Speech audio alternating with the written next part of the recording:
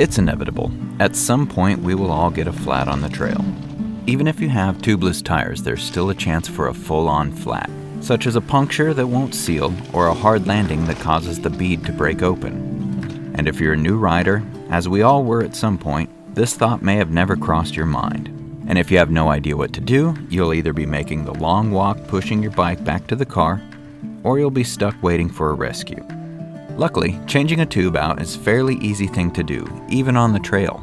So hopefully this video will arm you with the know-how to get yourself out of a tough scrape. First of all, we need the right tools if we're going to get anything done. These are a few things that should always be in your pack or on your bike whenever you ride. A replacement tube, tire levers, an air pump or CO2 inflator with a couple of canisters, and a multi-tool. This is always handy to have, but would be crucial if your wheels don't have a quick release. So it's a beautiful day and we're out on the trail having a wonderful time. Then you notice your tire seems low. Then after a bit, it's obviously low. It's time to stop, but not time to panic. The first thing we're going to try is to air it up. It might just be a slow leak, or maybe your valve stem wasn't closed all the way, or perhaps you just forgot to check your tire pressure before you took off on your ride.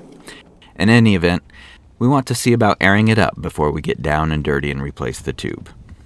Well, that didn't last. It's only been a couple of minutes and the tire is flat again. It's time to change it. First, let's get off the trail. It's surprising how often people don't think about this until another rider comes cruising along and almost creams everybody. So we'll find a little patch of ground where we can get to work. Now we need to take the wheel off. It's my rear wheel that's flat, so the first thing that I should do is shift it into the smallest gear. This will make it easier to remove and replace the wheel. I have to disengage the clutch on the derailleur, and then, because I don't have a quick release on my rear axle, I need to get the multi-tool out, find the right size hex key, and remove the axle. With the axle out, I will swing the derailleur mech out of the way and pull out the wheel. The front wheel is a lot easier, especially if you have a quick release. One thing to remember is that with the wheel off, don't squeeze the brake levers. It's not the end of the world, but it will squeeze the brake pads together, making it very difficult to put the wheel back on without a little prying.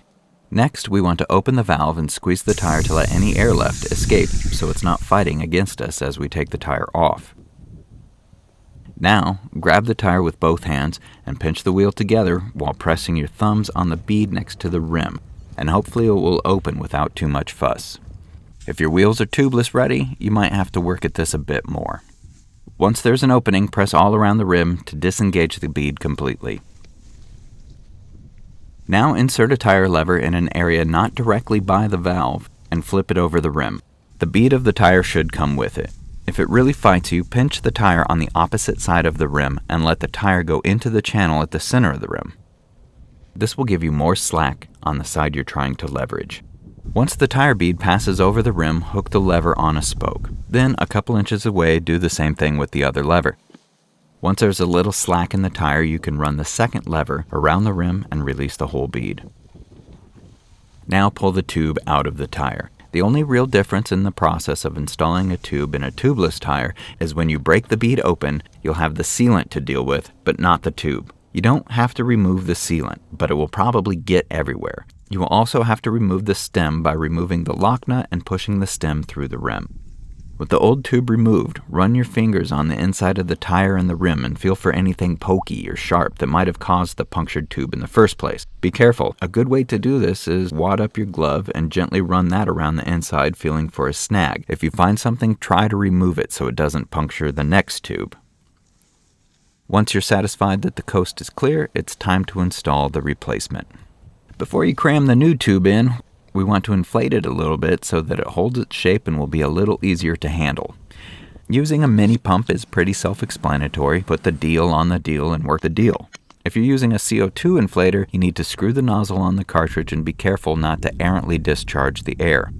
A quick blast should be sufficient to give the tube enough form to make it workable. Tuck the tube's valve stem in the tire and through the hole in the rim. Make sure the stem is straight. If there's a lock nut, remove it before installing and re-screw it back on after the stem is through the hole. This will keep the stem nice and straight. Continue tucking the tube in around the tire. Double check that the tube isn't crimped or folded anywhere.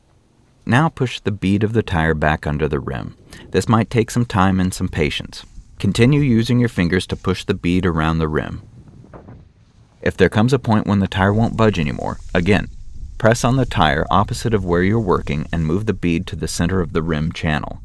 This should give you enough slack to get the tire back on. The next step is to reinflate the tire, and unless you have a gauge with you, there's going to be some guesswork. At this point, inflate the tire until it's very firm but not rock hard. You should hear the bead pop back into place. Now let's put the wheel back on the bike. If it's the rear wheel, like mine, we want to move the mech out of the way and put the small sprocket on the chain. Then carefully work to move the wheel's axle into the dropouts while aligning the brake rotor into the brake calipers. Reinstall the axle and tighten it up. Re-engage the clutch and get the bike back on its wheels. Before you pack up your tools and ride off, put weight on the bike and make sure the tire has enough air. Top it off and then pack up and get ready to roll. One last point I'd like to make is it wouldn't be a bad idea to practice this whole procedure in the safety and comfort of your own garage or living room. That way you'll feel double sure about your abilities when things go south on the mountain, and you'll have the confidence you need to save your own ride and not have to walk back to the car or wait for someone else to come get you. Well, I hope you got some useful pointers out of this. My name is Cody. You're watching Lunch Ride. If you have any tips that I didn't mention here, leave them in the comments and help us all out.